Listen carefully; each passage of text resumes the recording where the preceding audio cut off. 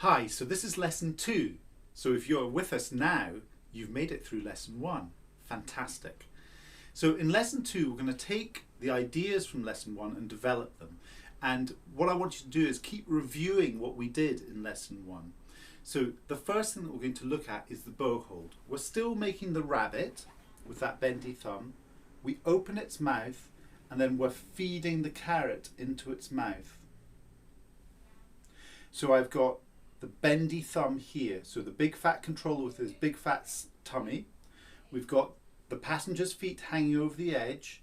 The baby is standing on top of the chair looking out the window, and this passenger with their legs crossed, just one leg.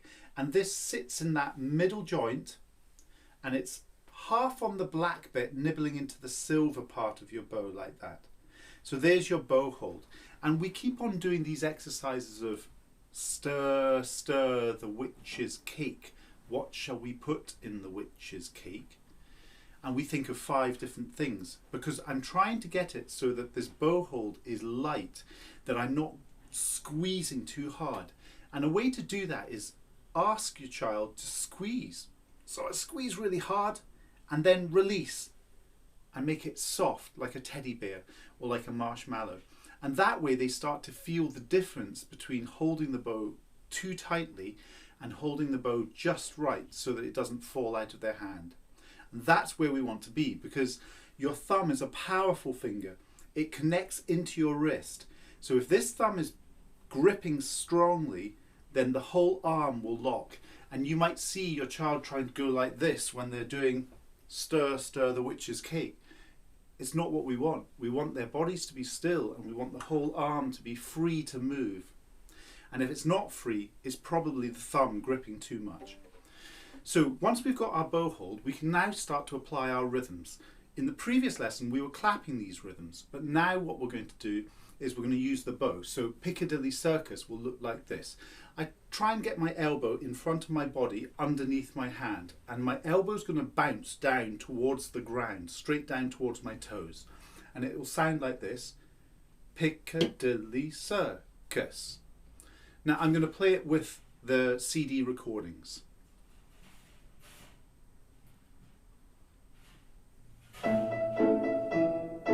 Ready, go now. Ready, go now. Ready, go now. Ready, go now. Ready, go now. Ready, go now.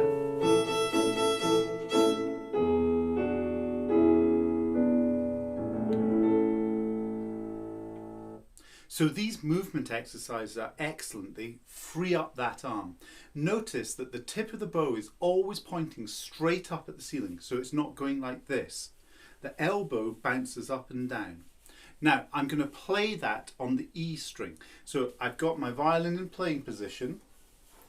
I make a helicopter, stretch my arm out, and then I bring it into land. And as it comes into land, my arm folds into my side. I land on the road with the green dot on the road.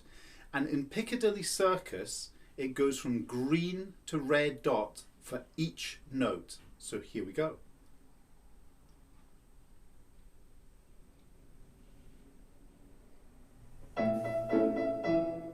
Ready, go now.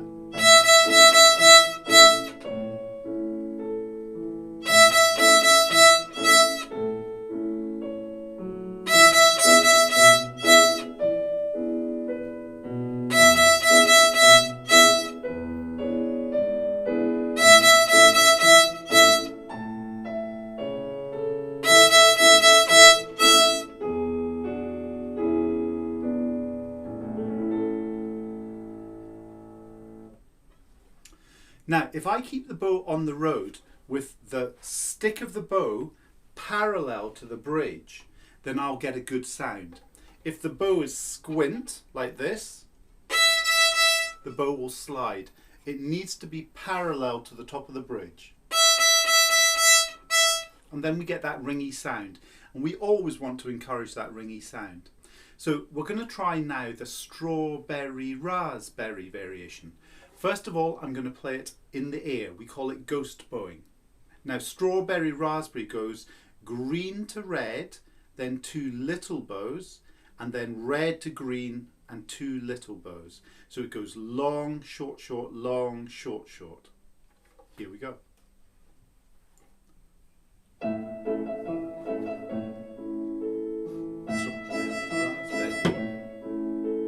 Strawberry, raspberry. Strawberry, raspberry. Strawberry, raspberry. Strawberry, raspberry. Strawberry, raspberry.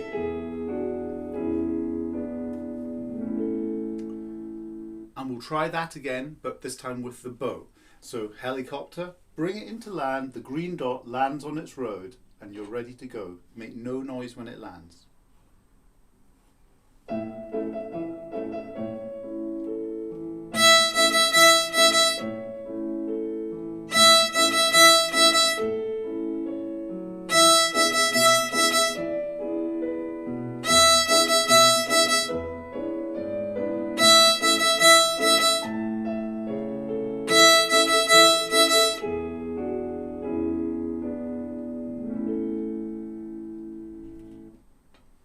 Now we're going to try elephant, elephant variation, and we'll do it with the CD.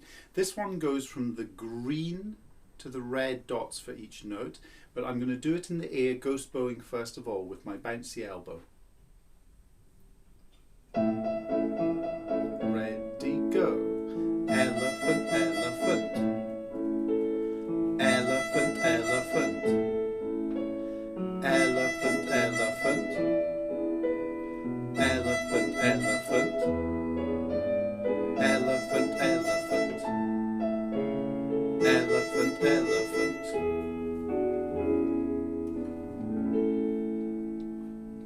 So now we do it with the bow. Helicopter, land. Green to red for every note.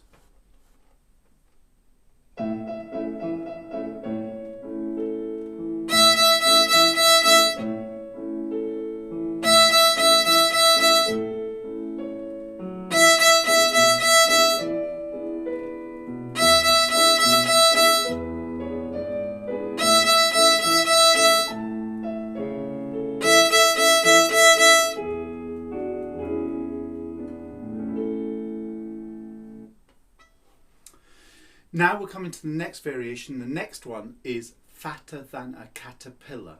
And this uses very little movements, very bouncy elbow. Imagine it's on a trampoline, just bouncing on the trampoline. So it's going to go fatter than a caterpillar. And when we play it on the E string, this starts on the green dot, but it's just very little bows. So it goes fatter than a caterpillar. It doesn't go all the way up to the red dot. It's small bows, short bows. Okay. Ready, go now. Fatter than a caterpillar.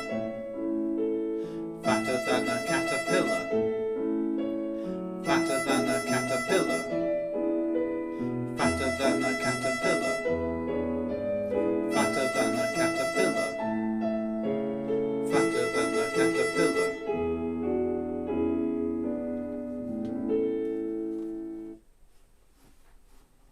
On the green dot on the road, no noise. There we go. Ready, go now.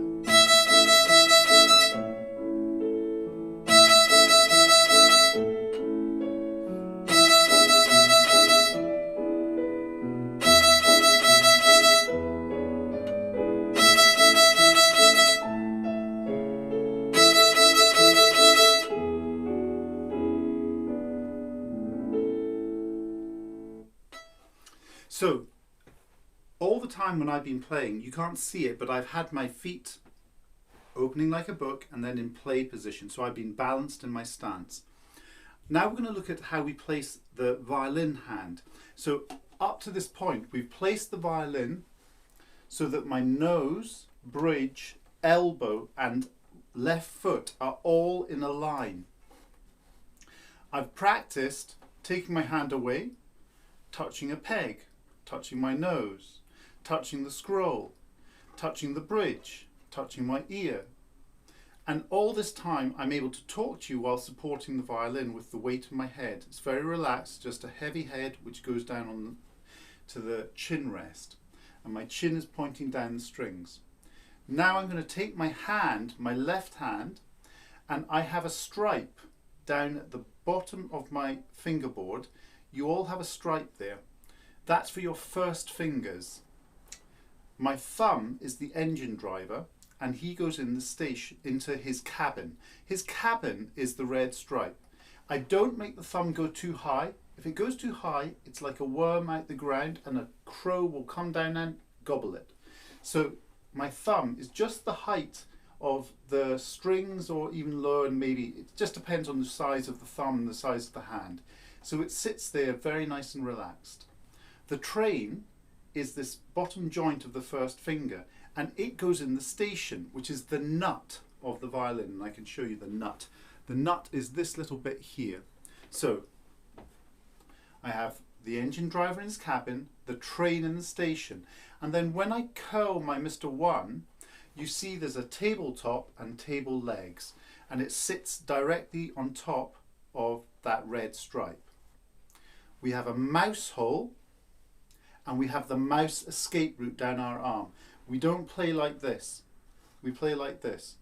Now it might feel awkward, but you'll get used to this position. I'm thinking 10 years down the line, when you're playing the most advanced pieces, this will help you be free with your left hand. And that's what's important. If we get the things right now, it'll be really beneficial later on. So I have no fingers on. I curl Mr. 1 and I nibble down into the string, use the weight of the finger into that stripe. I lift it off. I squeeze down into the string. And I'm listening for that nice ringy sound. It might be that mum or dad does the bowing while the child does the fingers. If you want to try both, then that's brilliant, absolutely great. So those are the basic elements that we've been practicing in this second lesson. I have one more thing to say, which is about practicing. As a human being, we're naturally quite lazy. We don't really want to expend too much energy. It's something which comes from way back in the past. So rather than getting off the couch and doing some exercise or doing some practice, we think, well, let's save our calories and just sit there. The only thing that breaks that is a habit. So the habit we're trying to build here is doing something or engaging with that violin or something with the violin every single day. It doesn't matter how long it's for. It's about the engagement. Now, we've already done these habits before because we all want to keep our teeth, so we brush our teeth every single day. And that's something which we encourage in the child right from the early stages. And they go, I don't want to do my teeth. And the parent goes, no, you're going to do your teeth, and they help them with it. That's basically what we're doing now. And the result of it is that that child will then grow and understand that the habit can be kept going throughout the whole of their lives. And as they get older, the amount of time they engage with the instrument will probably increase, which is great, and they'll advance. So good luck. If you have any questions, come and ask me.